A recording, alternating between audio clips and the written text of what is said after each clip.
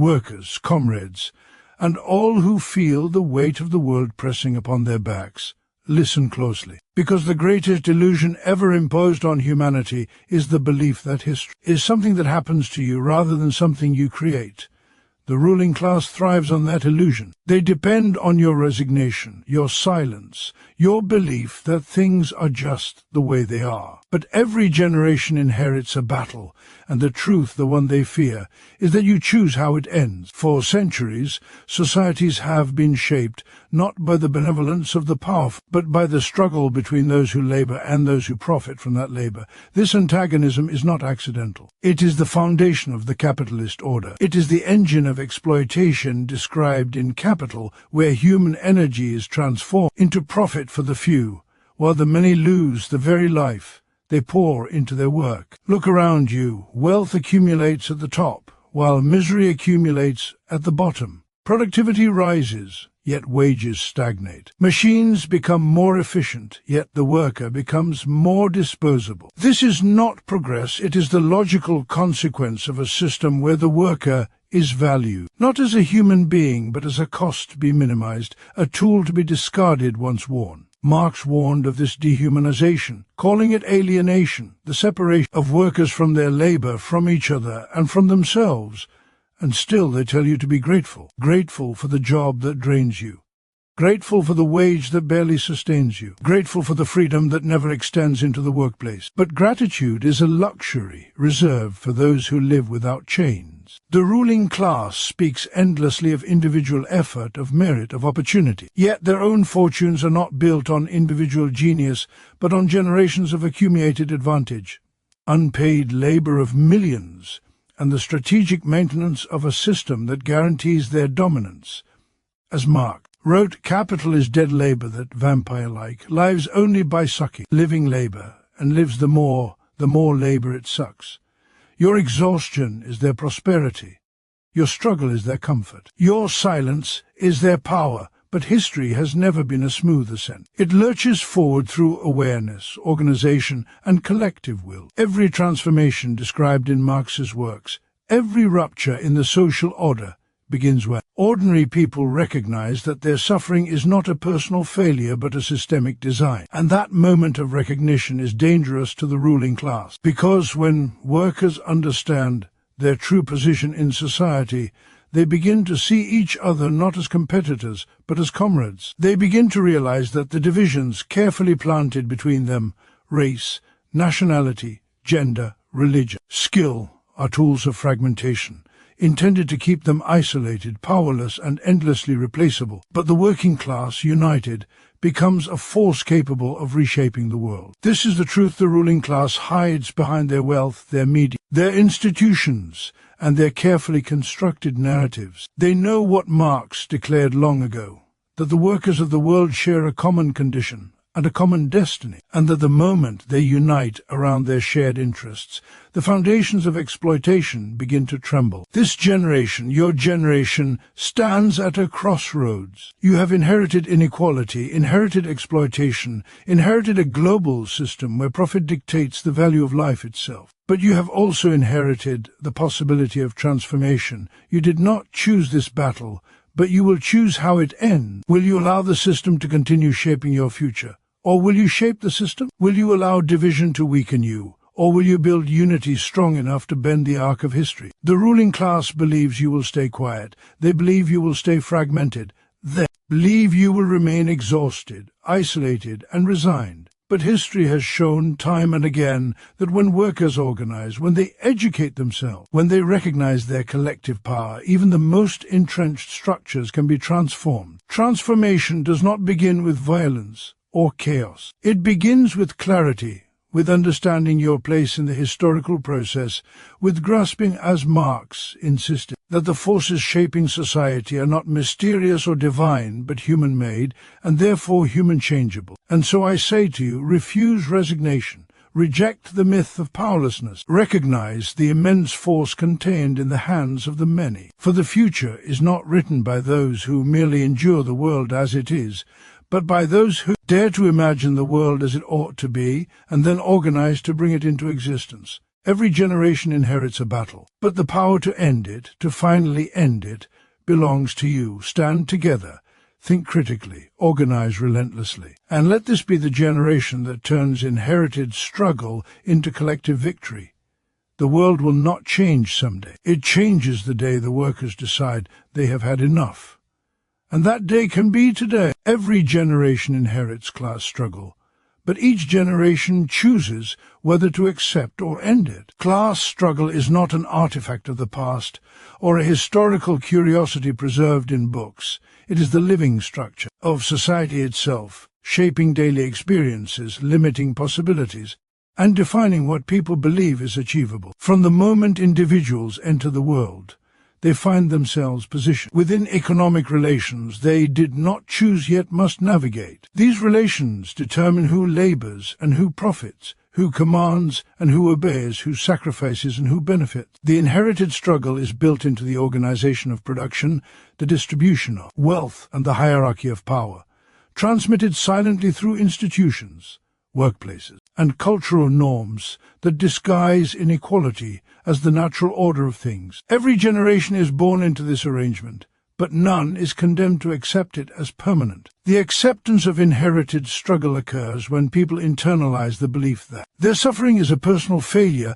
rather than a result of structural forces. They are taught to see the world as fixed, workplaces as unchangeable, exploitative conditions as unavoidable. They are encouraged to compete with one another for the limited opportunities permitted by the system rather than question why those opportunities are so limited in the first place. This acceptance is not passive. It is manufactured through narratives that glorify individual success stories while concealing the collective conditions that shape most people's lives. When a generation accepts these narratives, the struggle continues, uninterrupted, silently reproducing the disparities of the past. Yet within each generation lies the potential to reject the inherited story and expose the mechanisms that maintain inequality. Once people begin to analyze their conditions, they see that class struggle is not abstract theory but the lived experience of millions whose labor sustains society while their own well-being remains precarious. They notice how wealth concentrates upward even as productivity rises, how technological progress enriches owners rather than easing the burdens of workers, and how political systems often serve the interests of those who already hold economic power. Awareness grows into recognition that the struggle is not a private burden but a shared reality, and it is in this recognition that the possibility of ending it begins. Choosing to end the struggle does not mean imagining a world beyond conflict through wishful thinking. It means understanding that social arrangements are created by human decisions and can be changed by human action. When people acknowledge their collective position and the commonality that bind their experiences, they begin to dismantle the divisions that keep them isolated. They see that class struggle persists not because the working majority lacks strength, but because that strength remains fragmented. Each generation that chooses to challenge the inherited order does so by replacing resignation with solidarity, competition with cooperation, and isolation with organization. The tools of change are not dramatic gestures, but the gradual building of unity, shared understanding, and shared purpose. A generation that refuses to accept inherited struggle begins questioning the legitimacy of systems that allow a minority to control the resources produced by the majority. It starts demanding transparency in how wealth is created and distributed, and asserting that those who generate social value should have a voice in shaping the conditions of their labor. This questioning is not merely political, it is deeply personal, because it reshapes people's expectations of what a good, dignified life should look like. Instead of adapting themselves to exploitative conditions, they begin expecting conditions that respect human well-being. That shift in expectation is itself transformative because it undermines the ideological foundations that keep exploitation stable. Ending inherited struggle requires perseverance, because every system that benefits from inequality has mechanisms to defend itself. Yet history shows that no structure of power is immune to collective awakening. When enough people refuse to normalize exploitation, systems that once appeared unshakable begin to loosen. The decision to end class struggle is not made in a single moment, but through countless acts of clarity, courage, and cooperation. Each generation stands at a crossroads between repeating the past or altering its trajectory. The struggle is inherited, but acceptance is a choice, and so is transformation. Capitalism survives by exploiting workers and masking that exploitation as natural and inevitable. The system depends on a constant extraction of value from those who sell their labor, turning human time, energy, and creativity into profit for those who own the means of production. This extraction is not openly acknowledged. It is obscured beneath layers of social norms, cultural narratives, and institutional structures that present inequality as the unavoidable consequence of human nature rather than the predictable result of an economic system built on appropriation. Workers produce more than they receive, and the surplus they generate becomes the foundation of capitalist accumulation. Yet the mechanisms of exploitation are hidden behind the appearance of voluntary contracts and equal exchange. Wages seem fair only because the system defines fairness in terms favorable to those who already possess power. The appearance of naturalness is one of capitalism's most effective tools. It teaches people to see the world as a collection of individuals competing for survival rather than a collective shaped by structural forces. It encourages a belief that poverty results from personal shortcoming, while wealth is portrayed as the outcome of talent and hard work. These narratives prevent workers from recognizing that the value they create is systematic, appropriated by those who own the enterprises, land, factories, and technology. The rules that govern work are presented as economic laws, unchangeable and objective, when in reality they are the decisions of a ruling class that benefits from maintaining the status quo. As long as workers believe the system is natural, they are less likely to question whether it is just. Capitalism's ability to mask exploitation is reinforced by the way it organizes work and daily life. People do not see the full process of production, only their isolated tasks. They experience their jobs as individual responsibilities rather than components of a broader system. This fragmentation hides the collective nature of labor and the collective wealth it produces. Workers rarely see how much value their labor generates compared to the wage they receive. They are kept focused on meeting deadlines, maintaining employment, and competing with one another for limited opportunity, all of which distract from the structural reality that the wealth they create is transferred upward. This separation between labor and its results reinforces the illusion that exploitation does not exist or is insignificant. Institutions that should reveal exploitation often reinforce it instead. Educational systems teach economic models that frame capitalism as the endpoint of history or the most efficient arrangement for human progress, ignoring the ways it relies on inequality. Media outlets often celebrate the wealthy as innovators while neglecting the workers whose labor makes their success possible. Governments craft laws that protect private property and corporate interests while weakening unions, reducing public support systems, and fragmenting the working class. These institutions do not need to explicitly defend exploitation. They only need to normalize it to convince workers that what exists today is the best or only possible arrangement. Capitalism also survives by creating aspirations that tie individuals to the system even as it harms them. Workers are encouraged to identify with the interests of the wealthy, to imagine themselves as future capitalists, to dream of escaping the conditions they currently endure. These dreams are rarely realized, but they are powerful enough to prevent collective resistance. When people believe that the system might one day reward them, they are less likely to challenge the inequalities embedded within it. The promise of upward mobility functions as a psychological buffer that conceals the reality that most wealth is inherited, protected, and multiplied through ownership rather than labor. At the same time, capitalism relies on insecurity to discipline workers. Fear of unemployment, fear of debt, fear of losing health care or housing keep workers compliant, even when conditions are degrading or wages stagnate. This insecurity is not accidental. It is structurally necessary. A workforce constantly worried about survival is a workforce less likely to protest exploitation. Yet this fear is framed as part of life rather than the result of an economic system that values profit over human dignity. The normalization of struggle ensures that workers accept hardships as personal challenges instead of systemic consequences. Despite these layers of illusion,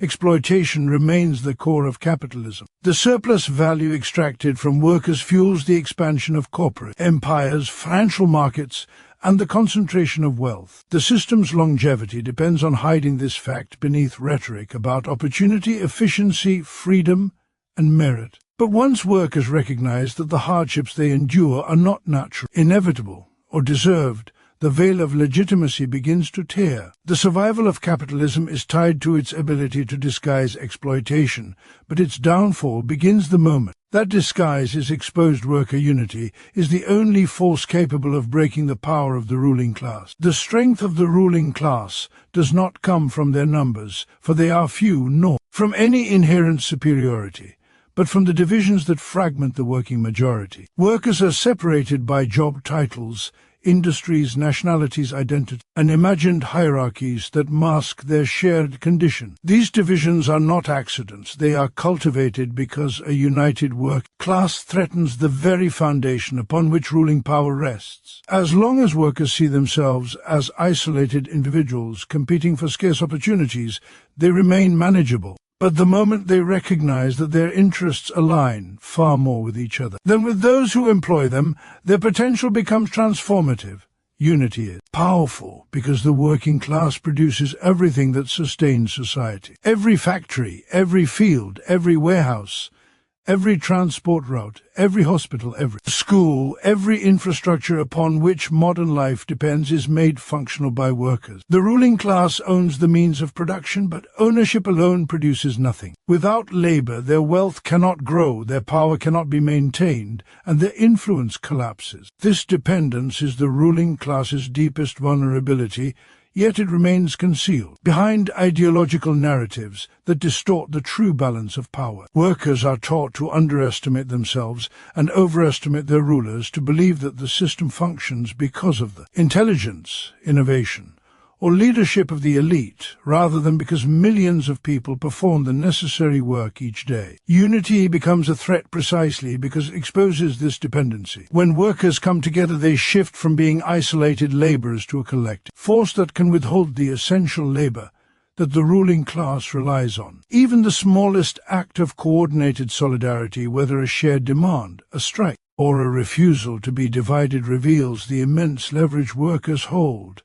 But unity does not arise spontaneously. It requires conscious effort to overcome the fragmentation that capitalism produces. Not only are workers divided by their roles, but they are also conditioned to see each other as competitors or replaceable parts of a vast machine. Breaking this conditioning is the first step toward unity, because solidarity begins with recognizing one another not as rivals, but as allies sharing the same struggle. The ruling class, aware of the power of unity, invests heavily in preventing it. They promote ideologies that emphasize individual achievement, encourage competition, and glorify personal success stories that obscure collective realities. They suppress unions, weaken labor protections, and create precarious work conditions that make workers fearful of losing their jobs and therefore hesitant to join movements. They amplify cultural and social differences to keep workers emotionally and psychologically divided. These tactics succeed only when workers accept the narratives imposed upon them, when they internalize the belief that unity is impossible or impractical. Yet history shows that when workers break through these illusions,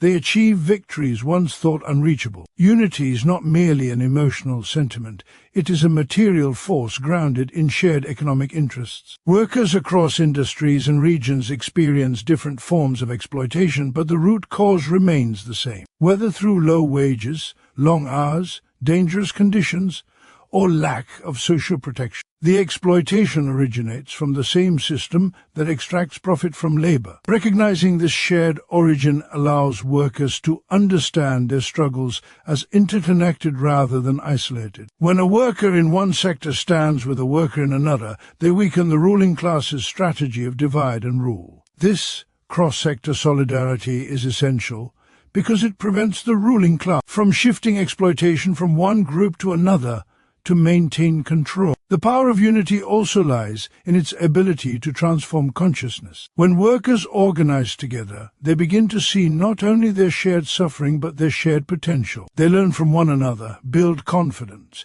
and develop a clearer understanding of how economic power operates. Unity fosters political clarity, helping workers identify the structural roots of exploitation rather than blaming themselves or each other. This shift in awareness is crucial because it lays the foundation for collective action that goes beyond temporary resistance and moves toward lasting change. Worker unity becomes unstoppable when it evolves from spontaneous protests into sustained organization.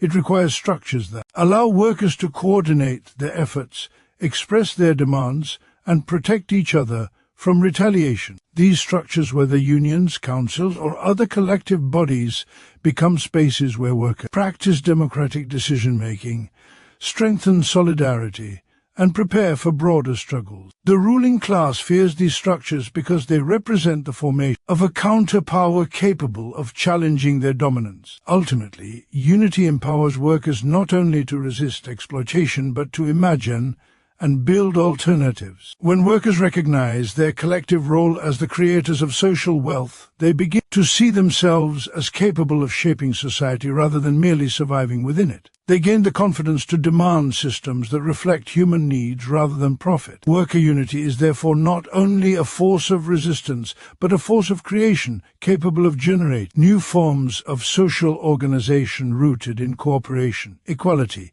and shared responsibility. Awareness of exploitation is the first step toward collective transformation. Exploitation often persists, not because people accept it willingly, but because they do not yet fully see it for what it is. The greatest strength of any oppressive system lies in its ability to normalize the condition it imposes, making the extraordinary appear ordinary and the unjust appear natural. Workers wake each day, go to their jobs, complete endless tasks, and return home exhausted, believing this cycle is simply the rhythm of life, rather than the result of a structure designed to extract as much value as possible from their labor, while giving back only a fraction. Awareness begins when this rhythm is questioned, when individuals start to ask why they feel trapped, why their efforts enrich others far more than themselves, why the wealth their work creates is concentrated in the hands of those who contribute the least to its production. This awareness emerges not from abstract theory but from lived experience.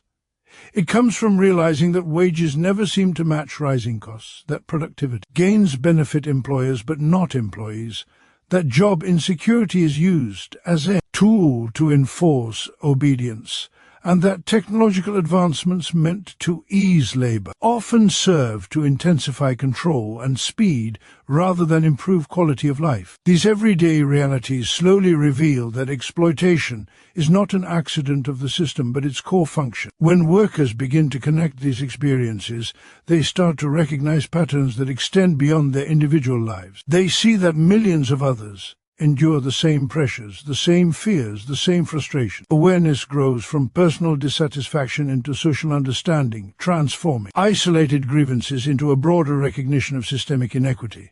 The ruling class works tirelessly to prevent this awakening. They saturate society with narratives that depict exploitation as normal, meritocratic, or even beneficial. They promote the idea that hard work inevitably leads to upward mobility, even though mobility slows dramatically while inequality widens. They celebrate exceptional success stories to mask the structural barriers that keep the majority struggling. They stigmatize poverty, framing it as a result of personal failure instead of the predictable outcome of low wages and precarious labor. These ideological tools are essential because if workers fully grasped the extent of their exploitation, the legitimacy of the entire system would be called into question. Awareness threatens the ruling class precisely because it erodes the myths that uphold their power. Yet awareness alone is not enough. Its true significance lies in how it alters consciousness and opens the possibility of collective transformation. When workers recognize that their hardships are not isolated events but components of a broader system, they begin to understand that individual solutions are insufficient. No amount of personal effort can overcome structural exploitation. This realization shifts the focus from how do I survive within this system to why does this system exist in a way that forces survival instead of guaranteeing dignity. The moment workers grasp this, the path to collective action becomes clear. Awareness transforms frustration into analysis, analysis into solidarity, and solidarity into action. Awareness also dismantles the illusions that divide workers. When people see that competition among workers benefits only employers, they begin to question the divisions they were taught to accept. Racial, national, gender, and occupational differences lose their power to separate one. Workers understand that exploitation affects them all, though in different forms. This clarity weakens the ruling class's most effective strategy, keeping workers fragmented and distrustful of one another. Awareness unites by revealing common conditions and shared interests, creating the foundation for collective strength. As awareness deepens, it nurtures the belief that transformation is possible. Workers start to imagine alternatives that once seemed unrealistic. They recognize that the systems governing their lives were built by human decisions and can be changed by human decision. Awareness exposes the contradictions of capitalist society, showing how immense wealth coexists with widespread struggle, how technological progress coexists with human exhaustion,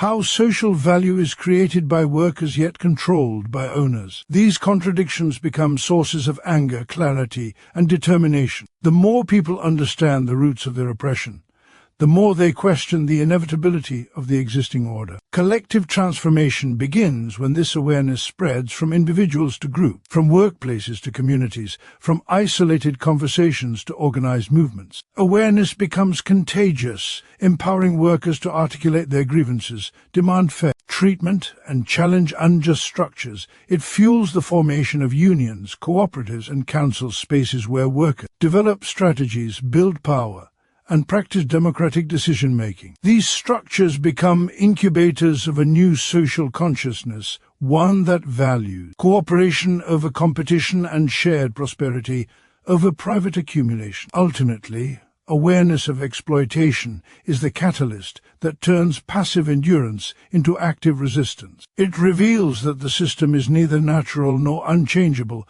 but sustained only by the ignorance and division of the majority. Once workers understand the mechanisms shaping their lives, they are no longer easily manipulated or controlled. They begin to reclaim their agency, seeing themselves not as victims of history but as its authors. Awareness unlocks the possibility of transformation because it replaces resignation with clarity, fragmentation with unity, helplessness with collective power. True liberation begins when the working class organizes to reshape society on its own terms. Liberation is not granted by governments, benevolent leaders, or charitable reforms handed down from above. It is not achieved by waiting for those in power to develop a conscience, or for institutions built on inequality to suddenly correct themselves. Liberation emerges when the people whose labor sustains society recognize their collective strength and decide to wield it. The working class, which produces the wealth,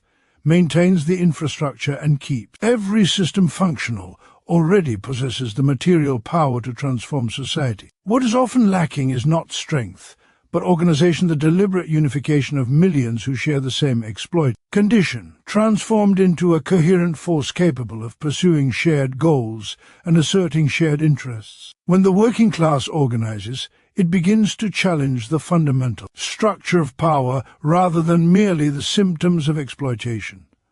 Organizing transforms scattered frustrations into a strategic effort aimed at changing the conditions that make exploitation possible. It allows workers to articulate demands collectively, to defend one another against retaliation and to negotiate from a position of greater strength. But organizing is much more than creating associations or unions. It is a profound shift in consciousness. Workers begin to see themselves not as isolated individuals struggling to survive, but as members of a majority class with the right and ability to determine how resources are produced, distributed, and governed. This recognition is revolutionary because it overturns the ideological foundations of the ruling class, which depend on convincing workers that they are powerless and dependent. The ruling class, though small in number, maintains dominance by controlling the institutions that shape social life, economic systems, political structures, media, education, and legal frameworks. These institutions reinforce the idea that the current order is natural, rational, and permanent. Capitalism presents itself as the inevitable form of society, creating the illusion that no alternative is possible. But when workers organize, they break through this illusion by acting collectively in ways that reveal their indispensable role. They learn through experience that without their labor, production stops, profits vanish, and the supposed masters of the economy become helpless. This practical understanding becomes a foundation for deeper political awareness, showing workers that they are not simply participants in society, but its creators. Organizing also provides workers with the means to defend themselves against the constant pressures imposed by the capitalist system. Without organization, each worker confronts exploitation, alone bargaining individually for wages, enduring unsafe conditions, bearing the full burden of economic insecurity. Employers wield tremendous power in this imbalance, using the threat of termination, the competition of the labor market, and the desperation produced by precarity to keep workers compliant. But when workers organize, they counterbalance this power by standing together. They reduce the risk that any individual faces, strengthen their bargaining position, and build networks of mutual support that make collective action possible. This shift in power relations is essential not only for improving immediate conditions, but for laying the groundwork for broader social transformation. As workers become organized, they develop the capacity to imagine and propose alternatives to the existing system. They begin to question why essential decisions about production, distribution, and social priorities are made by owners rather than by those who perform the work. They start envisioning economic arrangements that prioritize human needs over profit, cooperation over competition, and shared prosperity over concentrated wealth. Organizing creates the conditions in which these visions can be discussed, refined, and eventually pursued. It encourages democratic participation, collective decision-making, and the development of institutions that reflect the interests of the majority. Through this process, the working class moves from demanding fairness within the existing system to constructing a fundamentally different one. Moreover, organizing strengthens solidarity across industries, regions, and identities. Workers learn that their struggles are interconnected, that a fight for dignity in one workplace supports the fight for dignity in another, and that oppression in one form reinforces oppression in others. This understanding is crucial because the ruling class relies heavily on dividing workers to maintain control. Organizing counters this strategy by highlighting common interests, fostering unity, and bridging divides that have long been exploited. True liberation requires this unity because only a broad, coordinated movement can confront the entrenched power of the ruling elite. Ultimately, organizing is the means through which the working class transforms its role in society from that of a subjugated majority to that of an empowered collective capable of reshaping the world. It enables workers to move beyond resistance, beyond reacting to injustice, and toward proactive change. It shifts the center of power from owners to producers, from the minority to the majority. True liberation is not the improvement of conditions within an exploitative system, but the creation of new social relations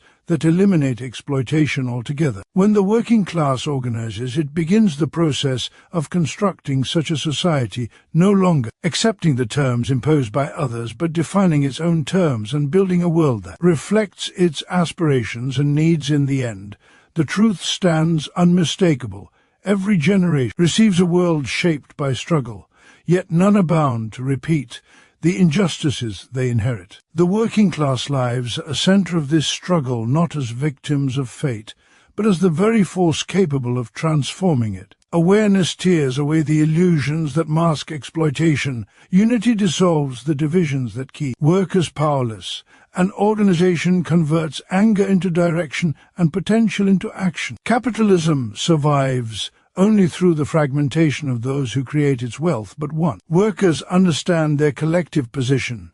The balance of power shifts irreversibly. The future does not belong to the ruling class that clings to its privileges. It belongs to the masses who sustain society and now see clearly the role they must play. Liberation is not a distant dream or an abstract theory. It begins the moment workers refuse to accept the world as it is and decide to shape it according to their own needs, their own dignity, and their own vision for a just and human society.